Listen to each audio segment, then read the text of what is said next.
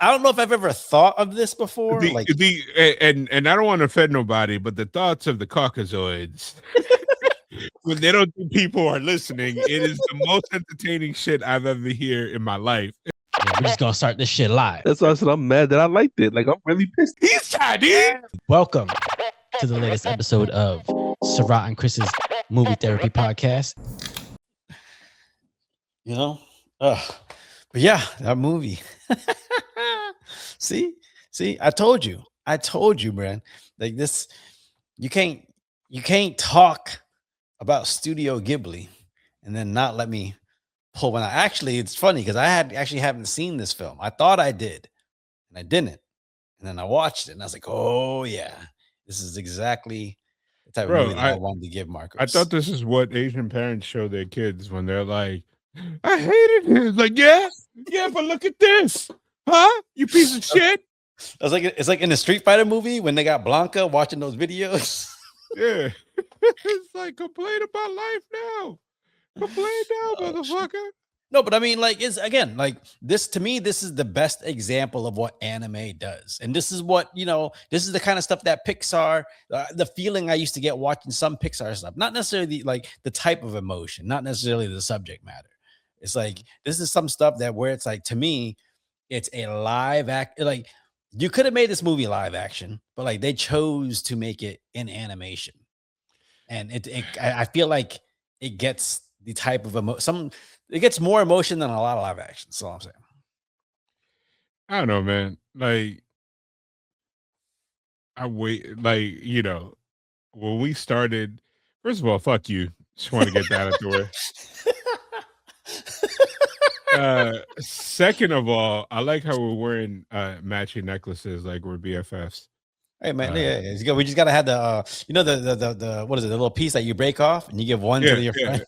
Yeah, new merch coming soon. BFF Marcos Sarat chains. It's gonna be 2 tips. just tied together like that. Well, with that being said, welcome to the latest episode of Sarat and Chris's Movie Therapy Podcast featuring Marcos. It's your boy Sarat, aka Makazi.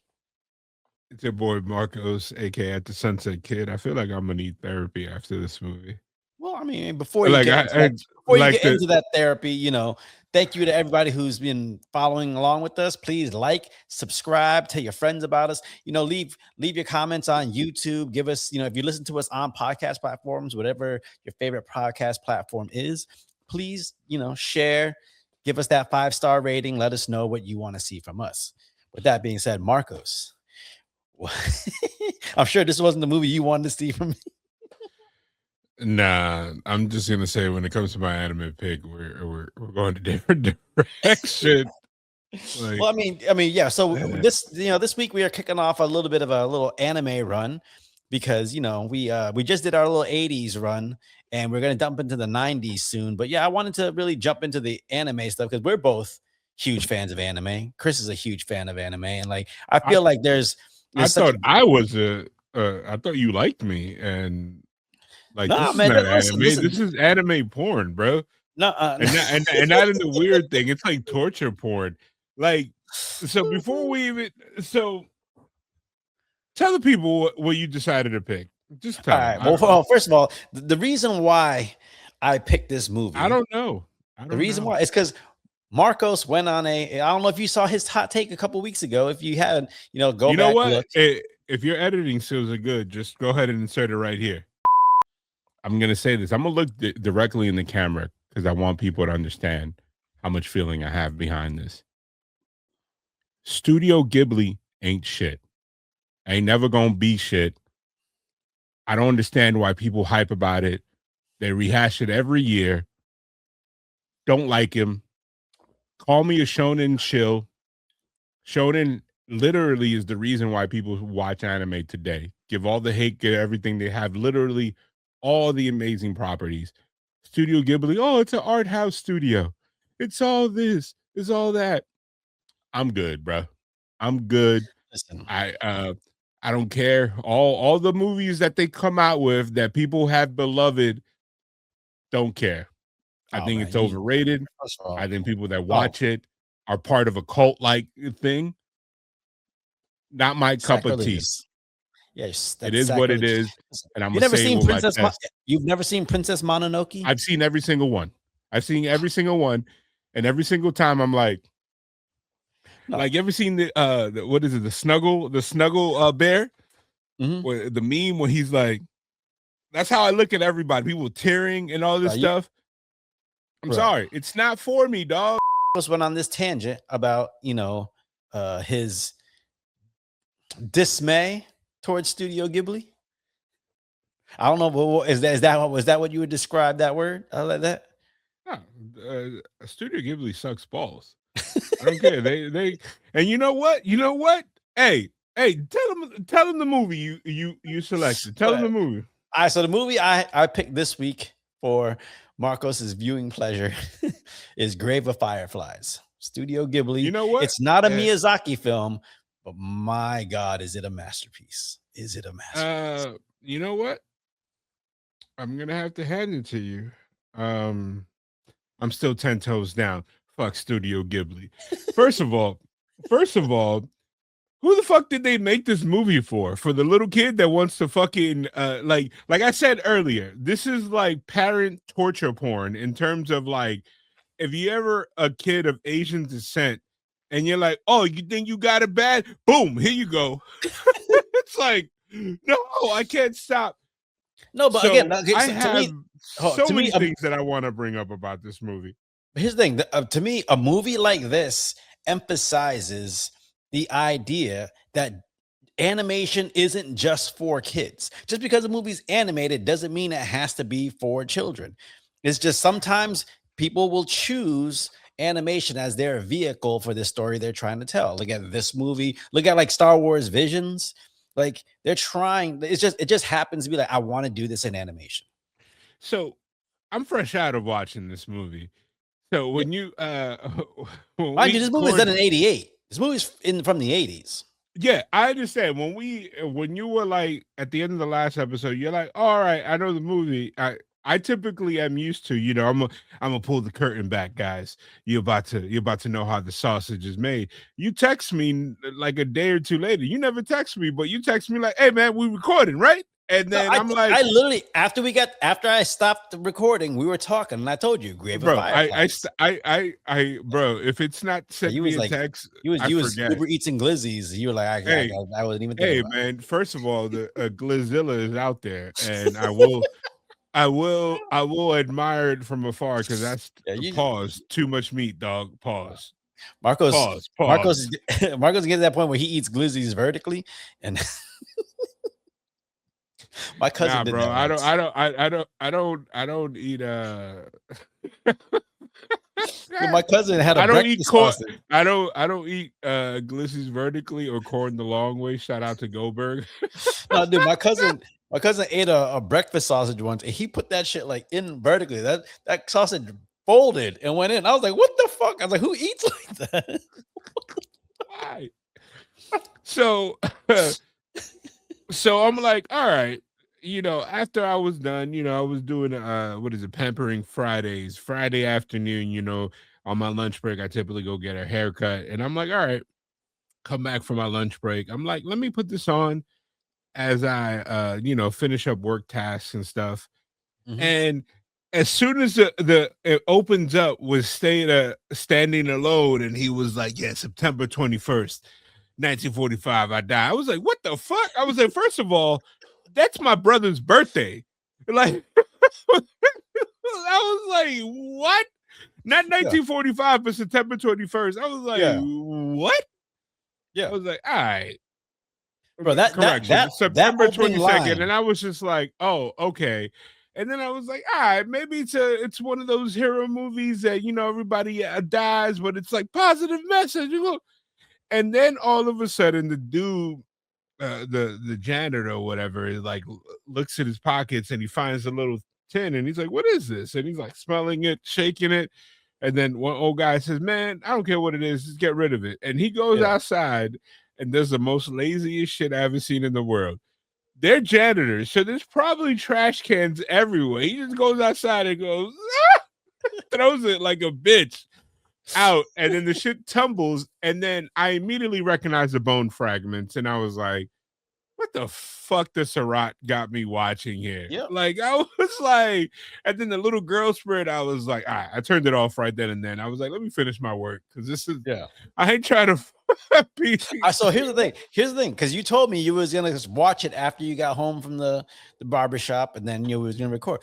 And it took a little longer, and I was like, I wonder if he had to just sit down and actually sit down with this movie, because it's not. No, I sat down, bro. I paused this movie so many times because I was like, it can't get fucking worse. It's like you watching. It's like it's the emotional equivalent of you watching an action scene, and the bad guy or is just like pow pow pow, No, like the dude is passing out, and they're like, nope, we're gonna keep on going. The hits keep on going, bro. No, this is the animated equivalent of that scene where Bubba is saying bye to Forrest during the war. Yeah, bro. I'm telling you, man. Like, again, this movie. Listen. This movie. I took down points, bro, to talk about about this movie. Let's start going through your points. I mean, again, like I said, I thought I had seen this movie. I mistook it for something. I think I mistook it for the Three Godfathers or something like that. But I'm a jump around. Number one, no, but this movie is it kicked me in the dick. This movie kicked me in the dick in the best way possible, because this what kind of kink are you into? No, but I'm saying this is like, these movies kicking. are the type of movies that, like, I love seeing, because it puts you on an emotional journey, bro. Bro, nobody likes to fucking shed tears after work on a Friday unexpectedly watching a cartoon, bro. That's it. I'm gonna call it a cartoon, bro. Fuck Adam. No, it's a cartoon. Second of all, it's a film. Second of all, great film. Bro, did you notice, and this is something that I wrote down, I'm jumping around on my points, is that they didn't give anybody else's names. Did you pick that up? Mm-hmm. It was just auntie and stuff like that. Yeah, it's Seda and Sekuso or Setsuko. So, yeah, sister. Yeah. That was the only thing that they gave. And first of all, fuck the aunt. Oh, yeah. Fuck that. Like, okay. Do you have people? Okay, so what happened in this movie is, okay, so the plot of this movie is you're basically living through the final days of the life of two orphans during World War II. They're, the village gets bombed, and they get sent to, they go live with family. Things happen with family. They end up living on their own, and you kind of just see them spiral to the point where they go pass away homeless. So now, with that being said, do you have anyone like that? Explain the aunt, but then tell me if you have anybody in your life like that. So the aunt is somebody that will be like, all right, you know what? They don't have anything. Yeah, I'll take them in. But they'll also be the same people that remind you that they're doing you a favor, that you're lucky that they took you in, but they're not giving you any benefit. I don't know anybody per se like that, but it really brought me in my feels, because I'm pulling a little personal story. When I was younger, my mom used to get very bad asthma attacks, and sometimes she would be in the hospital. Yep. Of course, I was like 9, 10 years old, and I used to bounce around my cousins' houses and stuff like that, because it got really bad during the summer. So there'll be times when my mom will be in the hospital for a few days, and I will either go to my godmother's house or I'll go to my cousin's house or whatever. And my godmother, I love her to death. She is one of the nicest ladies I ever met, and I really love her. But in the summer, she used to be like, man, I used to just be living my life, and she used to be like, nah, man, you got to get up, you got to get out, go to the park, go do something. I'm like, it's 1,000,000 degrees outside. She's like, nah, go ahead. Yeah, but I mean, like, come back around lunchtime or something. I'm like, yo. No, but again, like the aunt in this movie reminded me. Again, when I was younger, my parents, we were immigrants, so we didn't have much. So both my parents worked, and so we used to, get watched by my family friend, old Cambodian dude. Just, I'm not saying he's Old Testament, but he really old school with his parenting skills, and I just remember, like, he would just watch the TV. he would only watch Star Trek, but then if I wanted to change the channel, he would make me go to bed at 3 p.m. It's just one of those. It's like they sit there and they will, they bore it into your brain that they're doing you a favor, but then they'll make you feel bad about the fact that you can help them out. Yeah. It's like there's an instance in this movie where, I obviously, like, because it's World War II, everybody's on rations, everybody's running out of money, there's not much going around. And she tells them, hey, we could sell some of your mom's kimonos for money. You can actually get a lot of money and a lot of like supplies for it. And So Setsuko didn't want to. Setsuko was like, that's my mom's stuff.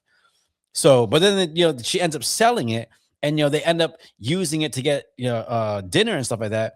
But then she starts complaining to the the two kids that like they don't help out. Like they should be glad that she's cooking for him, for them, and not just being like, hey, we like all the supplies here is from our stuff. It's not from you, didn't get it all. I think so. So there's a character flaw in the adult there, and you could talk about a couple things. A couple things is she's taking on two kids, that she probably didn't have a great relationship with, and based on the verbiage, that was their dad's mom. Yeah. I mean, dad's sister rather, not. That's why she was kind of like callous in terms of the items and the sentimental value of things, and then also. I also felt like her character, she was a piece of shit, but she would also talk shit just to talk shit. You know what I mean? Like when the husband was like, "What happened to them?" She's like, "I don't know. I expected them just to apologize, but they went ahead and like, it's kind of like, oh, like you ever heard of back in the and kids probably still hear it. I don't think as much, but even when we were younger, I'm almost certain we both heard, "This is my house, my rules." Yeah. And if you don't like it, you can leave. I usually heard that before I heard that belt. Yeah. And I imagine Seda was like, "Oh, well, we could change that easily." So, like I don't need to follow your rules. And like this is where I have a conflict here. Like I think Seda being the big brother, but he's still a child himself. This is where he kind of contributed to Setsuko's death because he chose to leave. And I think the universe was trying to tell him what to do when he was talking to the farmer, and the farmer's like, "You should swallow your pride, and go ask to live back with your aunt." And this is one of the things that I wrote down, like in terms of themes. You actually have me writing shit down like it's a real podcast, not us just. No, I'm saying this is the type of movie. There's another movie. There's another anime like this, A Silent Voice, but it's a type of film where you're like, I got thoughts. It brings thoughts to my brain. I gotta write this down because I don't want to forget some of the things that are going through my brain. Yeah, like I wrote here that his pride, let down his responsibility to his little sister. Yeah, I'll agree to that. But at the same time, I also chalk it up to he didn't. Again, he was never in a position where he knew what to do in those situations. Like I don't think he knew that like he could go out and get a job and help out or something. Like his whole thing is like, my parents are. I'm trying to take care of my little sister. You don't want to take care of my little sister, so I'm doing everything I can to take care of my little sister. I think he assumed she didn't want. It wasn't like she was gonna punch the little sister. I think the aunt was more tolerable of the little girl. Yep. If she was the primary care, but the little girl looked for Seda for anything, for everything, emotional comfort, everything. It was like it's us two versus the world. And that kind of happens a lot with like kids that are in the foster system, and you understand it, but then it's like it's also like that fear of letting go and trusting somebody is what cost him in the end. It did, but like also, but you can't again. If that's because I mean the girl, she's only 4 years old, so at that point, like that's her only consistency is her older brother, and her older brother was probably what, like 10, maybe 11 years old, not that old. So it's like on the one hand, like he should have tried to at least contribute a little more to help out with everything going on in the house, like so that they can make that situation for them inside the aunt's house better. But at the same time, like as a 10-year-old, I don't know how. My whole thing is I got to take care of my sister. Like that's it. And Like that's my only goal is to take yeah, care of my and then, sister. and again, he did as best as he could with the situation he was given. Yeah, And I also like, even though we didn't get the mom's name, I felt like the mom, because that was the dynamic of their family. The mom was definitely okay. So in a lot of these animated movies, we've seen it a lot of times. The mom, and kind of like we saw it in Guardians of the Galaxy, the mom will suspend the parenting role to be yeah, more of a friend of mhm, a. And I felt like that was the dynamic, what little that we saw with them, yeah, because the mom was like, all right, she entrusted him to the little sister. The mom wasn't the one, like you could tell by him, and I feel like that was his dad's uniform that he was wearing throughout the yeah. Me too. movie. Me too. I felt like down to the boots, I felt like he was like, oh, I'm the man of the house. And Yeah, we've seen that where it's like, nah, bro, you're still a little kid. And he was doing these things like when he was burying the food and yeah, stuff like that, and I think if the mom was there, but be like, "Hey, hurry up, let's go. You should have had your shoes on." They Maybe they would all die together, but they would have not had the separation that they had. yeah. Like this is where my point starts getting dark.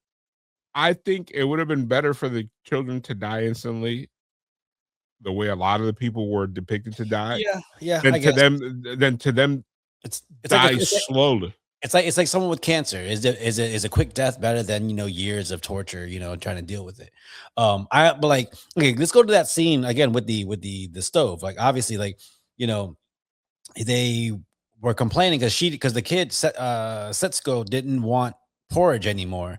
She wanted the good food that their mom's kimono, the money from their mom's kimono, brought in. And the mom was like, no, no, no, that goes to my daughter and my husband because they work. They actually contribute. You guys don't contribute anything. You know what? You guys take it for granted that I even cook for you. I'm not even gonna cook for you guys anymore.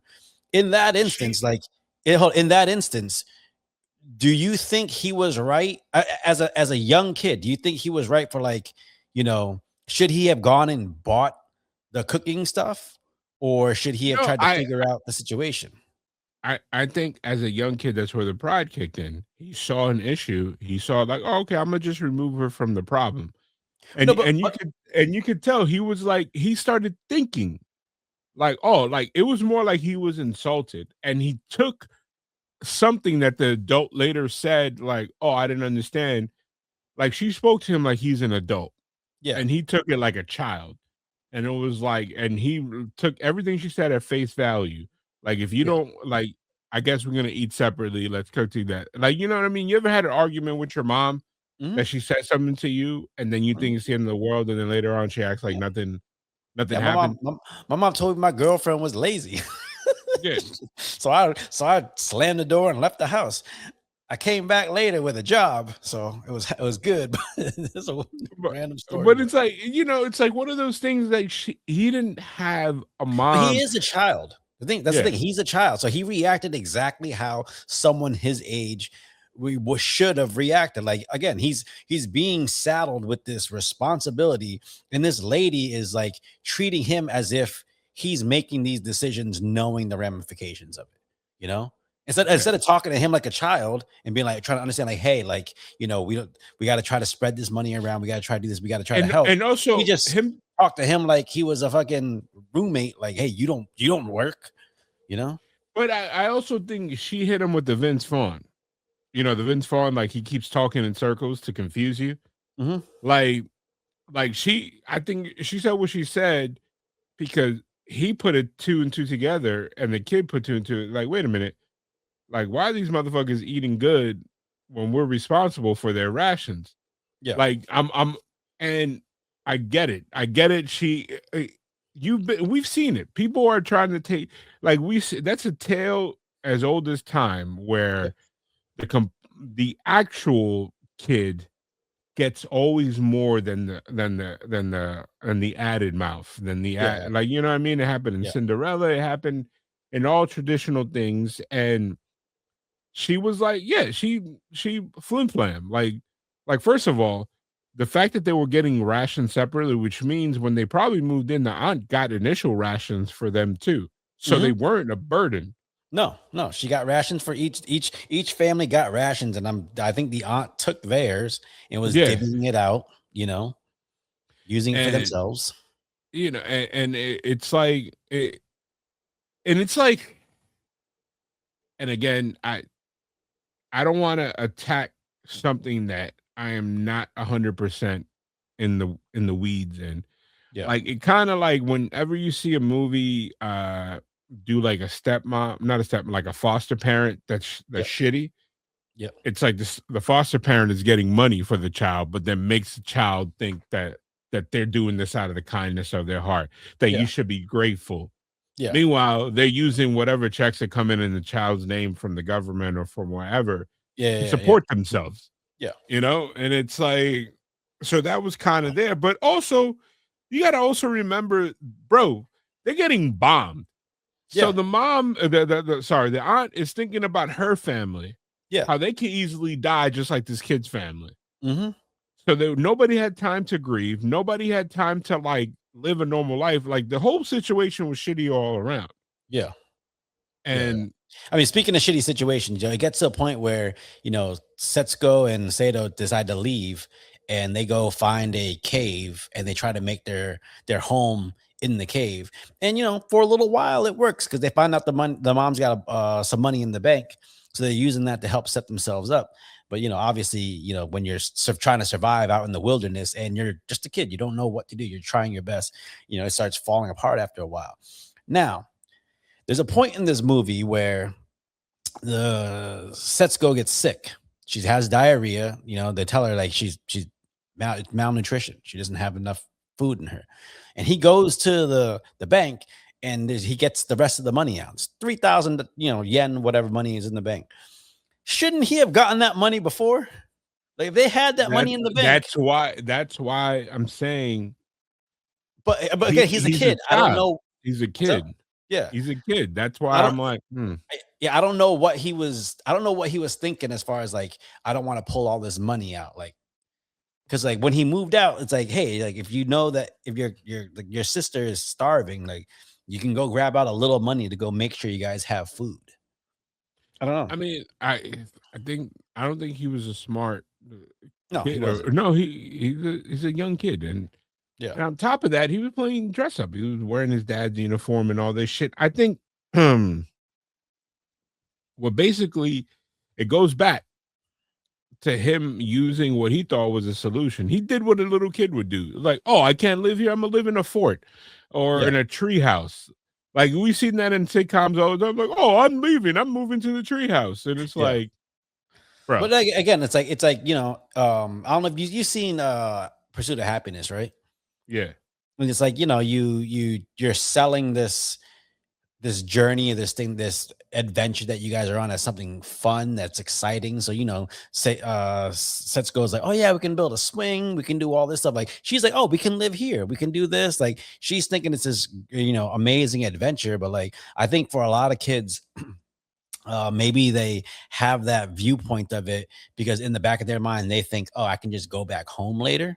And after reality starts setting in, it's like, that's your home now. Like, I don't know, things just start piling on. There was that scene where the kids found their kind of camp and they were just making fun of it, man. I was like, man, that's just harsh. Really Did you harsh. think they were eating those frogs? Yes. They didn't show them eating them. No, I think they were. I think it emphasized that, like, again, they were just out there trying to survive, doing whatever they can, and like, it's just, I mean, granted, frog legs are a delicacy around the world, so maybe they looked at that like it was just the small piece of chicken. I don't know, but I think the lesson of the movie, the true lesson of the moral of the story, happened when they first moved to the cave, when they got the fireflies and then they lit up the cave. Yeah. And then Setsuko the next day took the dead fireflies and buried them, and she was like, why did they die so quickly? I think that was a crux of the whole story, where this is not my point. I read this where It is, but Was I it like wrote something like something beautiful, dying no. early? It's a metaphor for life where the fireflies glow beautifully, but they die quickly. Yeah, Basically, it's like their story, yeah. kids in wartime. Like the life is beautiful one minute, and the next minute their life is over. And it's Yeah. like, and also it's an analogy for life Mhm. where we're not here for a long time, and Yeah. it's up to you to enjoy the beautiful moments before we fade away. Yeah, yeah, And yeah, it's yeah. like it's crazy, but I don't know, man. I'm still like, if CPS was around, like those kids would have lived, or if they would have stayed at the aunt's house, like yeah, Yeah, they but would have again, had some. They would at least survived until the war was over and the kid went I to don't s school and I and don't all this shit. I don't know because you ever seen the movie An American Crime with Ellen Page, who's Elliot Page now, but she was Ellen Page back Yeah, then? Alright, so, yeah. like, that's based off of the first recorded case of child abuse in America, Mhm. but, like, you know, we could say that they would have been safe at the aunt's house, but, when people become when the people struggle, when they become desperate, things happen, and that's what happened in that movie. You're just trying to make money, you're doing all this stuff, and then you start taking all your anger and all your issues out on these innocent people who have nothing to do with it, who are just trying to live their life as best they can. And I think, with in this one, it's like, to me, it just this movie highlights, like, just a moment in time. Like, this is something like this. You can look at it as like it's tragic, it's heartbreaking, and in the back of your mind, you might look at it as it's just a movie, but no, like, there's people that have gone through this. This is a reality. It's based off of someone's actual, like, life, like, loosely based, but based off the guy's life. It's like, people went through stuff like this. So I did see it was loosely based on his life. Did you see that this was more of a love letter to his sister? No, I didn't Because see that. he said basically, uh he was 14 and his sister was a year and a half when Yeah, this happened, and she died the same way, malnutrition and all this stuff. But he was so, like, distraught, he didn't know how to handle it. He said, "If I was older and I knew how to take care of my sister, we would have probably both survived." yeah, Like, she died pretty early on into them being alone. yeah, And it's like, that's even more tragic. So, like, even in his best reality, yeah, his sister still died. Like, you yeah, know what I yeah, mean? yeah. Like, the Mhm. tender moments that they had were not really there, Yeah, and he aged her up so they could be there, but then it's like she yeah. still passed. I mean, Um, again, this movie just one for me. It's that to me, this highlights, like, what anime does, like, because when you watch American cartoons or American animation, a lot of it is just like, you take something like fucking Lion King. It's a very tragic story, but it's always told with a kind of a gloss, a kind of a sugar coating on it, so it's, easier to digest for young kids. Whereas something like this is just like, hey, no, no, we're gonna tell, like, I want to tell this heartbreaking, tragic story. Just, I'm choosing to do it with animation, and I feel like we see that more with anime than with American animation. I just don't know why that is. Are they just not afraid to push that boundary? I don't know, man. Um, so I had to look it up. Uh, they said when this movie was originally made, this was for children, which I'm like, fuck. Like, Yeah. this is the type of, like, Well, this I is, mean, that's also saying, this came out at a time where RoboCop was rated R. We watch that shit now, you're like, fuck. I mean, any movie where a guy gets shot in the dick, just shot right in the dick, to the point that me and my friends always joke. It's like, hey man, you remember that time in RoboCop when that guy got shot in the dick? Same year. I believe it was the same year too. It's like, Oh, yeah, what? they weren't holding back then. But no, yeah, again, Literally. like, this is, I think, again, since we're taking this journey into anime, I feel like this is one of the best representations of, like, what anime can do. I just for the life of me, sorry, If for the I life of me, I used to get so excited when I would watch Pixar stuff because Pixar would give you these kind of emotions. And like I just feel like American animation rarely gives you this kind of emotion anymore. I mean, there's Iron Giant. There's All Dogs Go to Heaven. Those That's are old movies. school. I'm talking about Yeah. like from 2000 on. I don't. What's the last time you seen a movie that an animated movie? Where is where the jazz musician died? That Oh, came out in Soul. the pen. So it wasn't a happy movie. No, So it was Soul was great. Wally, Okay, yeah. Wally, and which is the one with the house and the old man? Oh, Up, dude. That Up. first 10 minutes of Up. Yeah, but no. Again, imagine if what you think Pixar or Disney would carry that first 10 minutes of Up. You think they would make an animated movie that would have that tone for the entire movie? Because that's what this movie was. Because the American audience is not ready for that. You tell me, as an Asian kid growing up, did your parents just punch you in the face and be like, "Hey, this is life," and then keep it moving? Now, my dad pulled out that coaxial cable and was like, "All right, you don't want to drink all your Pepsi?" And I'm like, "Oh shit! All right, let me go." Did you like? Were you smiling too much, and your dad just came around and just choked you out? Like, "Hey man, life ain't a game." Like, what the fuck? No, I did that shit where I was like, "It don't hurt. It don't hurt." I'm like, "Oh yeah, really?" Bro, because like, growing up poor. Oh man. I'm gonna edit that out. White people walking in front of your house. Pretty much. Pretty much. He looked like the dude from Into the Wild. Jesse, relax. But growing up as a poor kid in New York, like it's funny because I'll sit there and talk to my wife, and by the way, I grew up New York poor, which is kind of like, you still had a lot of fun. I didn't grow up like rural America poor, where it's like, oh, we're gonna take these beets and just boil them, and that's what we're gonna eat today. Today we're gonna have beans, tomorrow we're gonna have bean juice. Yeah, we grew up with stuff, and I would talk to my wife about it. She'd be like, oh, she'll look at me. You ever seen that meme when the guy's like, put his hand on your shoulder? It's like, it's okay. It's like, hey man, no, I'm just like, this is a good child. What are you talking about? It's like my wife would just come in and be like, man, I love you. It's like, bro. That's why I feel like this movie, like for Asians, is like, oh man, this is the best part of my childhood. I really love this movie. And it's like, hey man, are you okay?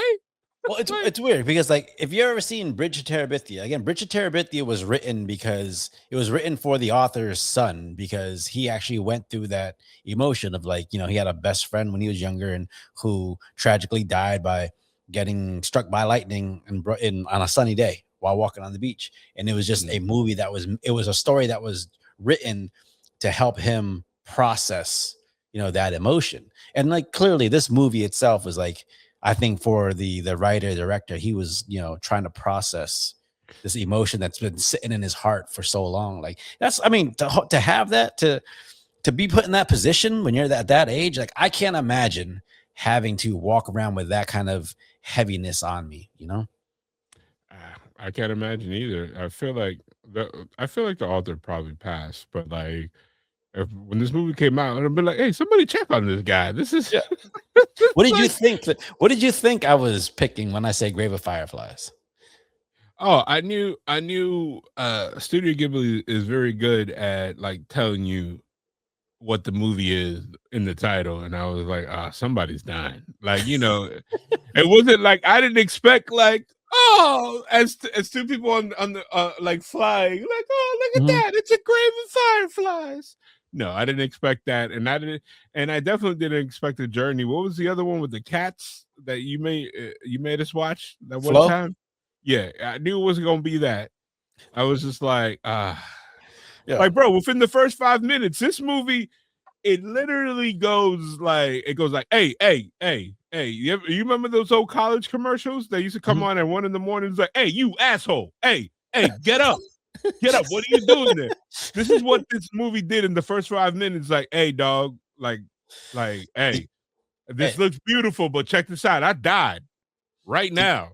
Did you were there any scenes in this movie that you were just like, man, like, because again, that's one of the things. Like, again, it's you know, you can do this in live action, but they chose to do it in animation. But like, still, like when the way they compose a scene, like it can get across certain emotions that are like just really heart wrenching. Like, I don't know if you had any in the movie that pulled that out for you.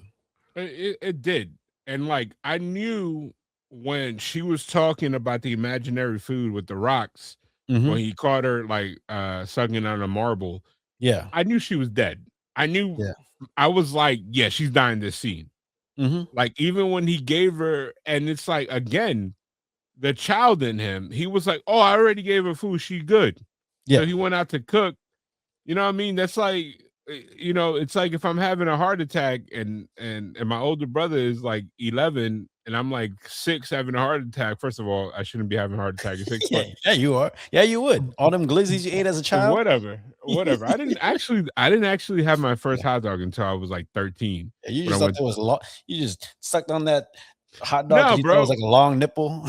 bro, my parents were really against like weird foods like that. Like not weird shit. It was like, oh, you don't know what the fuck is in that. Like, you know what I mean? Yeah, But then again, they also fed me McDonald's, which they thought because it said chicken on it and beef, yeah, it's what we were eating. Who knows? Back in the 80s, it might have been. I know now it's an alternative. Who knows yeah, what it is? yeah, yeah. Um, If you get that mixed up hot dog, you get in the old school. yeah. Yeah, But like now, when she was talking like that, I was like, oh man. But no, going back to the story, he didn't know anything better. Like he yeah, yeah, didn't stay there. He didn't like rush her. He was like, "Oh, I gave her food. She's yeah. malnutrition. She's gonna eat and process this. And she's Like gonna be good. Yeah, she's gonna be yeah, good." yeah. No, Like I mean, go ahead. I think she was weeks away from food being the issue. Yeah, Like I think at that point when the doctor said she's malnutrition, I think she needed IVs. She needed medicine yeah, yeah. because He you knew know like when her. He probably just telling her like, hey, like her fucking organs are probably shutting down right now. yeah. Like you Mhm. ever seen Naked and Afraid? Yeah. You ever seen when they're there for like 40 days or something when they're doing like when these Mhm. dudes keep coming back? Yeah. The first thing they do, because sometimes they show like when they leave, Yeah. they go to the hospital, get hydrated, get everything before they give them food because you could die from shock from eating Yeah. immediately. Yeah. Yeah. Yeah. And you got to reintroduce certain foods because your body's like, hey dog, what is this? Yeah. Like, and that's a complex part of the human body. But Now man, there was a scene like right after that too, like after like because he says she never woke up again, and he's like just kind of just laying there with his sister, and I was like, God damn, like that's fucking.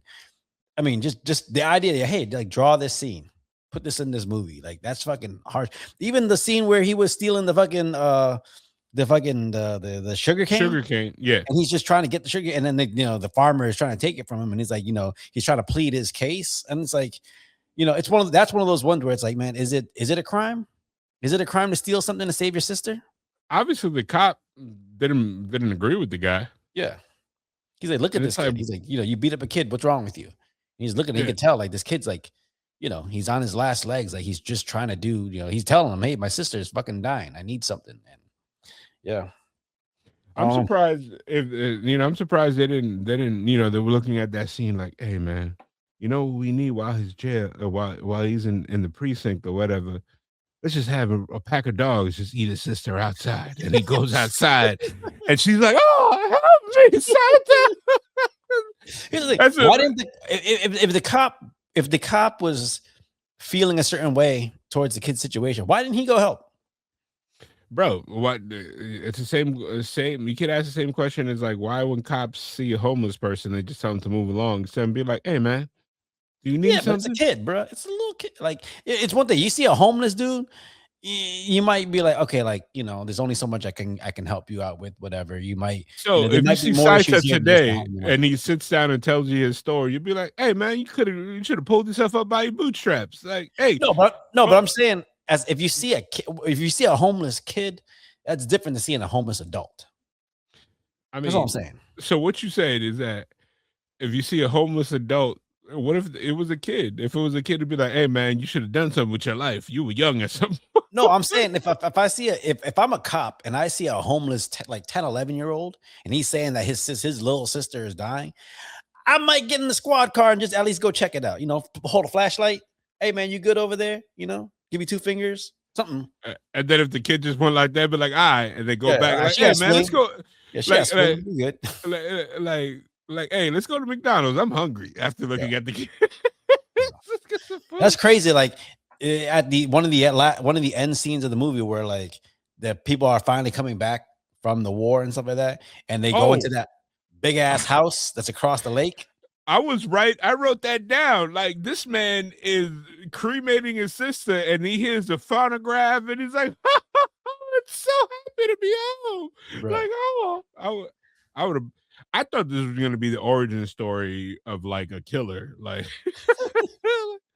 and then I started killing people. Yeah. But again, like in the opening, right in the opening, when he dies, and all of a sudden you see like he meets up with his sister, and they walk off together, and then basically the movie is their spirits walking through and seeing their story and how they got to where they were. Like when I got to the end, I realized that even in death, he was protecting his sister because the ghost was going to walk over to his corpse. Mm-hmm. And then he grabbed it. He's like, no. It's like, I'm here. Yeah. Oh man. But yeah. One last question. Were you mad at the aunt that told the little girl that her mom passed away when she revealed it while she was burying the Fireflies? Yeah. Because I didn't think because I in my opinion, based off of the character traits we got from the aunt, I don't think she told the sister because she cared about her, because she was, doing it lovingly. To me, it felt like it was said as an aside. You know your mom's not here, right? You know she's dead. It felt like it was more of a callous, hey, like here's reality. Your mom's dead. She ain't coming back, kind of thing. And it's like, that's not your information to tell. Do you think she picked up on it when she called them orphans in the beginning, or no? I don't know, because I don't know if she knew what orphans meant. Yeah. I think she started picking up on it when like Setsuko was like, he would always kind of just when he would ask about mommy or something like that, and he had the ashes and stuff like that, but he was kind of like skirting around, saying, oh yeah, we'll go say bye to mom later, we'll go say, I'll take you over there later, kind of thing. Did he ever bury them? Because I remember when he stashed the box and like I think he had the box with him when they moved over to the cave, because I think I saw him like he was tucking it in underneath. Yeah. I mean, shit, like you got to figure that happened in a matter of what, maybe less than a year. There's probably less. So you think it was a year? I don't know, because you got to imagine from when the bombs dropped to then getting with the aunt and then them going on their own. It couldn't have been that long, because if I'm willing to bet, like the World War II only lasted what, 6 years long, 6-7 years. So it's got to be somewhere in between that. Yeah. Yeah. Well, thanks for the dick punch. No, it's Johnny. It's cinema. The Johnny Cage split right in the dick without expecting it. All right. Well, speaking of not expecting things, before we get into that, what are your final thoughts on this movie? If I care about my friends, I won't recommend this movie. Why? Why are you so afraid of emotional movies? Why are you? It's not emotional. This movie is fucking sad. Yeah, it's in a sad. You know who I recommend it to? I recommend it to people that I don't really give a fuck about, that they got kids, to be like, hey man, you should bring all your kids. No, I'm like, maybe if Marcos watches more of this, he'll stop watching Sisu. That's what I think. Yeah. Watch the quality. First of all, this is at this point, this is like Jimmy Fallon and Matt Damon. Like Jimmy Kimmel and Matt Damon. Like, you just keep coming back to Sisu. It's like, listen, the way you sold it to me, and the movie I watched, Sisu 2, it is great. It is a cartoon. They let you know early, like, hey dog, It's not that kind of movie. This movie, we gonna take some wild takes on reality. It's gonna be like, yeah, It's like like it right from the get. They're gonna be like, yup, it's like you should it's like probably not. Yeah, it's like Sung Kang in the beginning of Ninja Assassin. bro. Ninja, ninja, ninja. The fuck? And you're like, and then all of a sudden he gets sliced up. You're like, oh yeah, okay, this ain't gonna be one of them kind of movies. This ain't gonna Yeah, be. It's gonna be a realistic take. Yeah, this is gonna be ain't gonna be grounded as like yeah. Sisu was like they very early on in part 2. They're like, yeah, ain't no way. Like you remember how you sat there and argued with your friends in the first one. Mhm. This one, nope. We're gonna let you know very early that the reality of this works in just like in any Batman movie, even the grounded ones, is like, yeah, this is physically not impossible. Listen, I would highly recommend this to people because if you're looking just to be, this is the type of movie that can transform someone. This is the type of movie that you can watch and just you can see what's possible with animation, with storytelling. Like it's that kind of movie to me, you know. You're the type of And guy by the end, you're not even thinking about it being a hand-drawn animated movie. Yeah, you're the type of guy that when you guys have overseas tours with your coworkers, and they're like, "Hey, man, I'm trying to fill up what to put on my iPad." You're like, "Hey, this one, yo, this is dope," and then you'll sit right there, like 2 rows behind them, like, yeah, they can call me. The fuck you trying to me? I can't sleep. It's like, what the fuck is got me having an existential crisis now? Like, this is bullshit. All right. So before we end this episode, we're gonna hop into our hot takes. You know, Marcos, do you want to go first this week, or should I? Nah, I went first last week, so go ahead. All I right, think whoever picks the movie should go first. All right. Well, okay. It's caveat. This actually isn't my hot take. One day I was out with my wife. We were walking around, and she said something, and I was like, you know what? I'm gonna write that down as a hot take, and I want to see what Marcos thinks about this. Oh man, remember I got a Caucasian wife as well. So I mean, this is something I don't know if I've ever thought of this before. and I don't want to offend nobody, but the thoughts of the Caucasoids when they don't think people are listening, it is the most entertaining shit I've ever heard in my life. It's like, oh, you really chose to say that out loud, and I'm not talking about like racist shit or whatever, because my significant other is not like that. But like the shit that is like, yo, did you just hear what you said? Why you think Caucasoids like it's like fucking like Decepticons and fucking Hey, they might be, dog. Okay, so all right, so she said, hot take. It's okay to drink beer through a straw.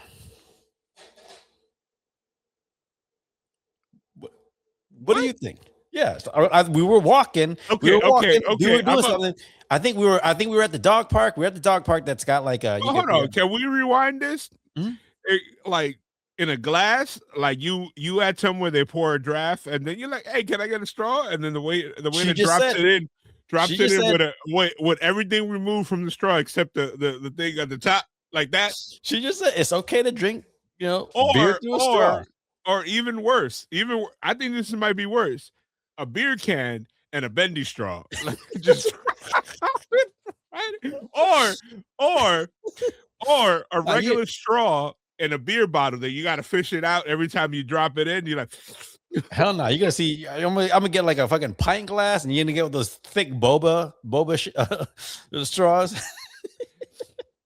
But no, I mean, like.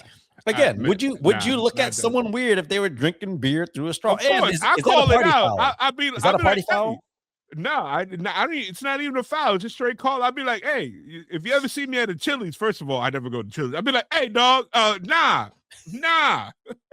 Like, okay, so again, I was at the dog park here in Orlando, and it's like they got like bars and stuff around there. And you're holding a beer, and dogs are running around. And, sometimes you're sitting there and it's splashing. And she was like, you know what? They should make it.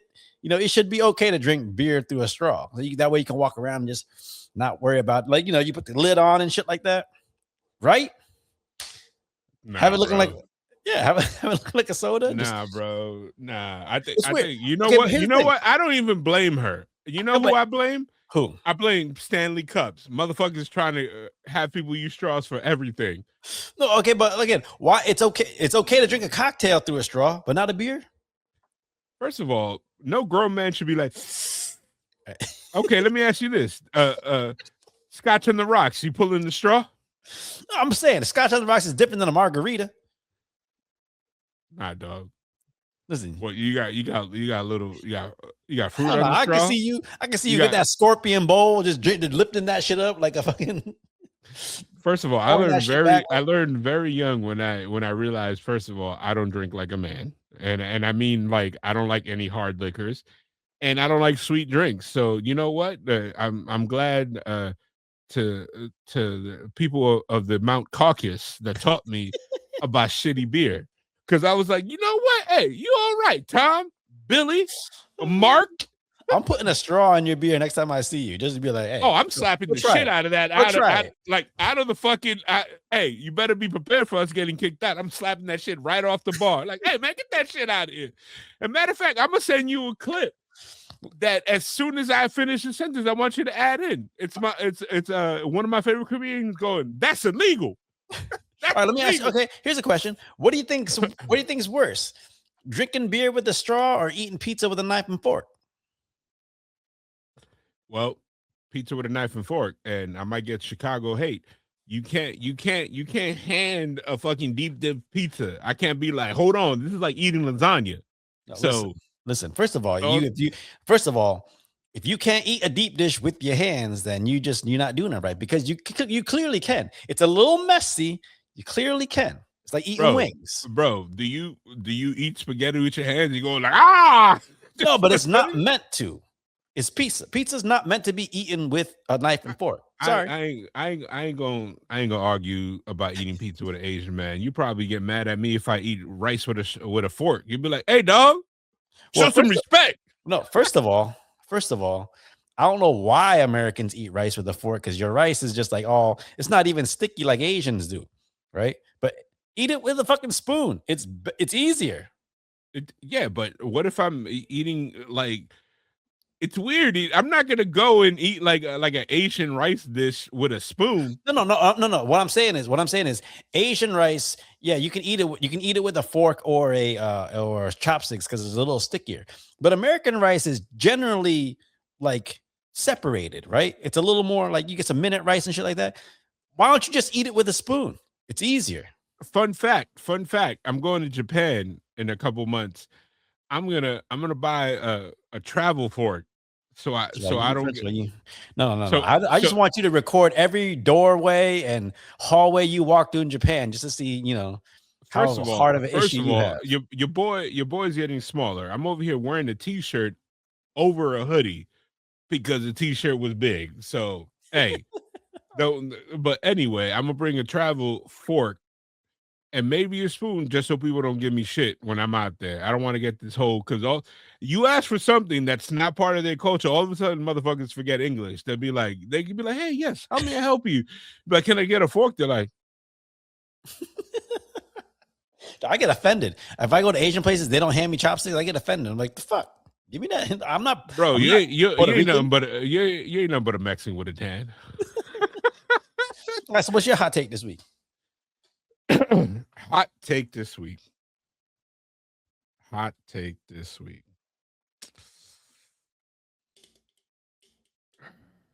Oh, he's thinking. I am thinking. I feel like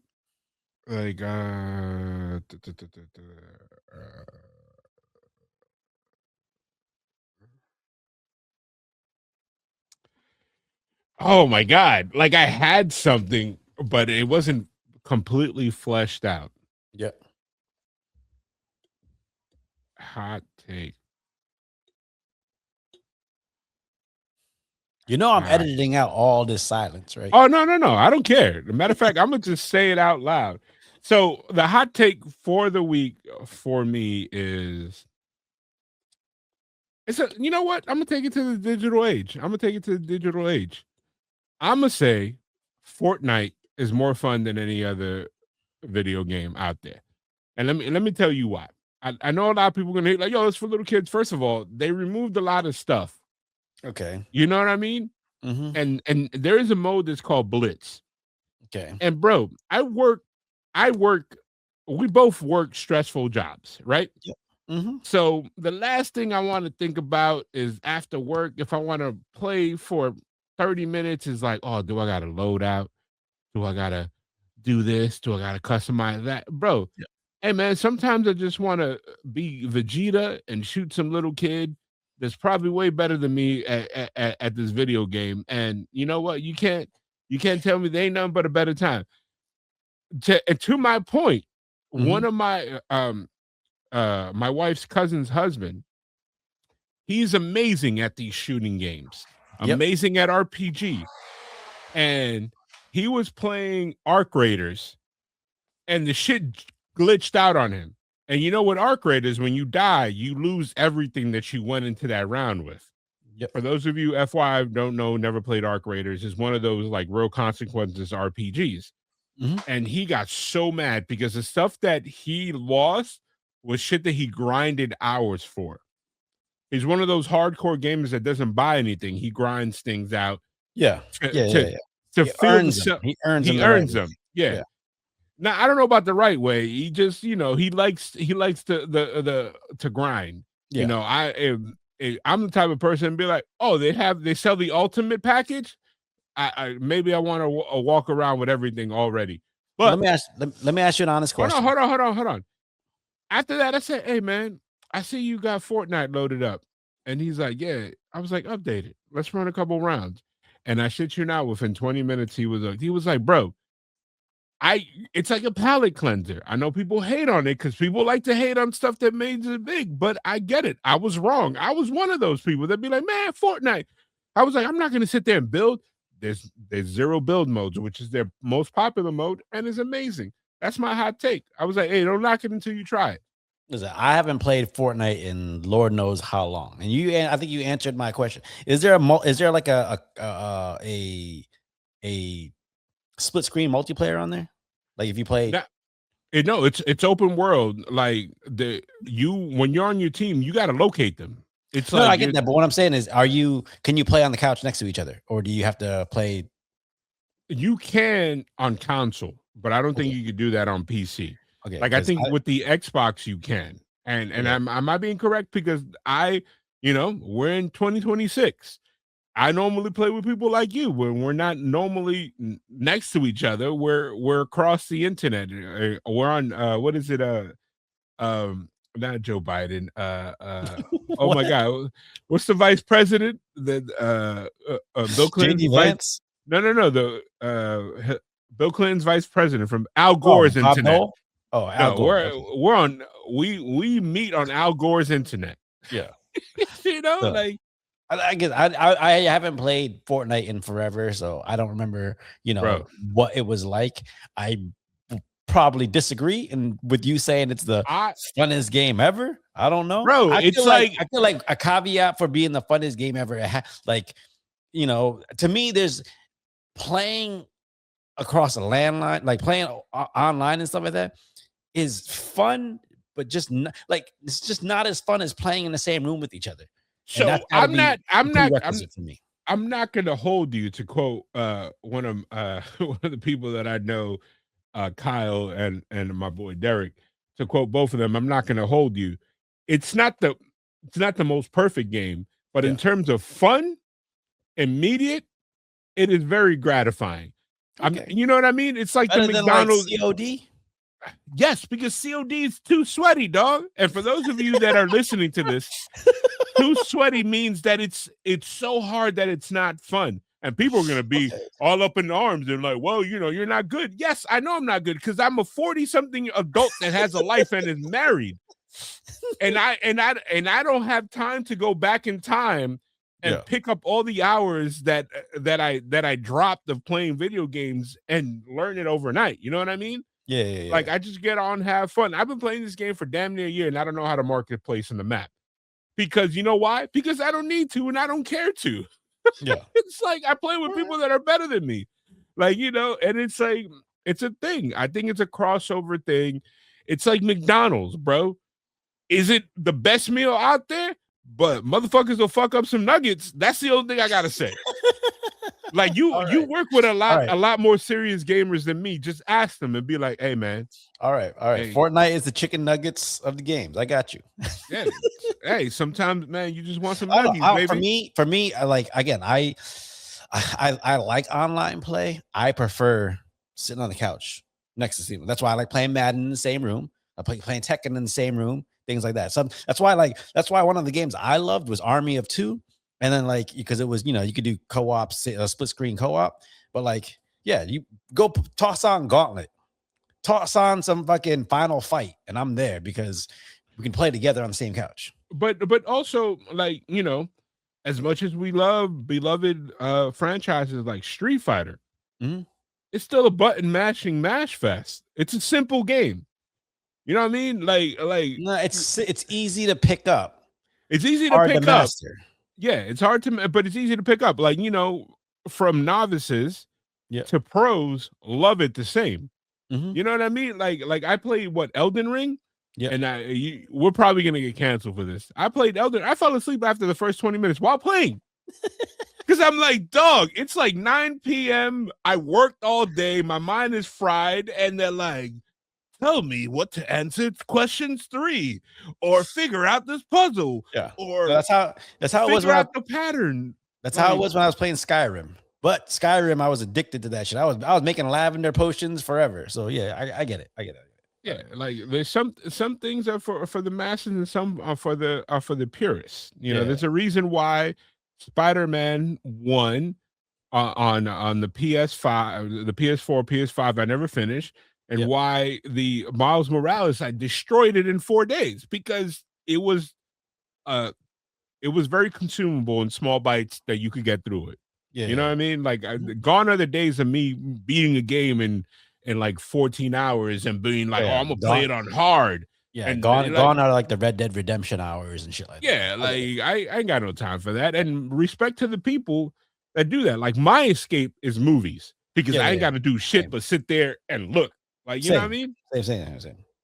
All right, well, that's the latest episode of Sarat and Chris's Movie Therapy Podcast featuring Marcos. It's your boy Sarat, aka Makazi. Is your boy Marcos, aka at the Sunset Kid 56. All right, join us back next week when we're digging even deeper into the anime bag, and let's see what Marcos pulls out. I'm sure it's going to be the complete opposite of what I picked, but we will see. But it is definitely a classic, and if you don't like it, well, something's wrong. All right. We will see. We'll see. All right. Well, until then, catch y'all later, bro. Peace. I'm a warrior.